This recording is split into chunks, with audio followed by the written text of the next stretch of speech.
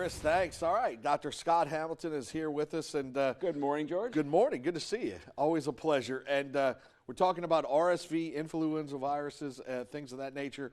And this time of year, it's kind of kicking up, right? Yes. If you've seen it on the news, you talk to your friends, RSV virus and influenza virus, highly contagious and going crazy in Acadiana and all over the country right now. Yeah, sure.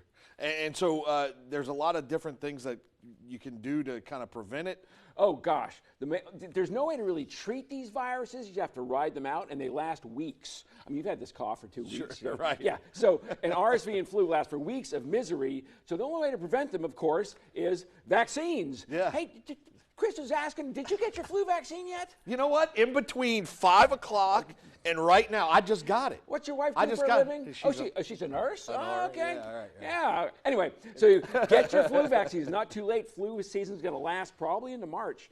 And there's now an RSV vaccine. Right. We're hoping this can be a game changer. Fewer kids in the hospital, fewer kids in intensive care. RSV occasionally kills infants, so we want to wipe this thing out. So that's one to get vaccines. And moms get vaccines to prevent when baby's born, the baby from getting RSV. She gets a shot like in the last weeks of her pregnancy and prevent RSV in her baby.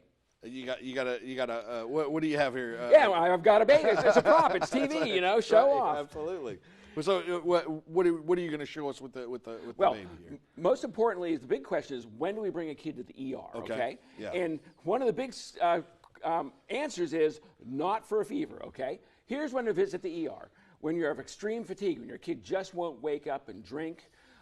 If they're not drinking so much, they're not peeing because they're just so busy working hard to breathe because of the RSV virus. Of course, if they're short of breath, and that's what the baby show, we'll show that in a sec. If you're short of breath, they're struggling to breathe, their chest is heaving, or if they're throwing up and throwing up and throwing up, and we're worried that they're not going to stay hydrated for that reason, those are reasons to come to the ER. Not for fever. Fever is not an emergency. Fever 103, 104 is not an emergency.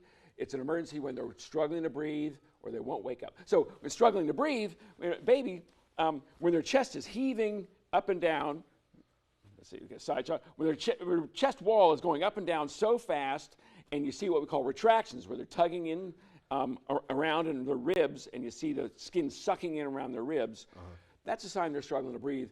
We need to see that kid. Fever, if they're breathing comfortably, they're drinking okay, fever is not an emergency, doesn't mean they're going to have a seizure. Treat it.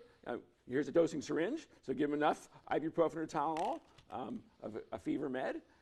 But again, that's not a reason to bring in the ER. Right. Struggling to breathe, questions of hydration, that's when you come to the emergency department. And so it's quite important to know the difference, too, because, you know, if you can treat at home, it's a lot more convenient. Absolutely. And you don't want to, it's not that you wait in line in the ER 3 or 4 hours for me to say, take ibuprofen, take Tylenol, right? Correct. Some people, you know, we hear all the time, fever went to 103, so that's when I decided to come in. No, that's not when. Some people call the ambulance with a fever. Like, no, that's not an emergency. If the kid's breathing okay, gets comfortable after ibuprofen, you're okay. All right. Dr. Scott, always a pleasure. Good to see you. Thanks for coming in. All right. Don't go away. Much more Passe Partout coming up.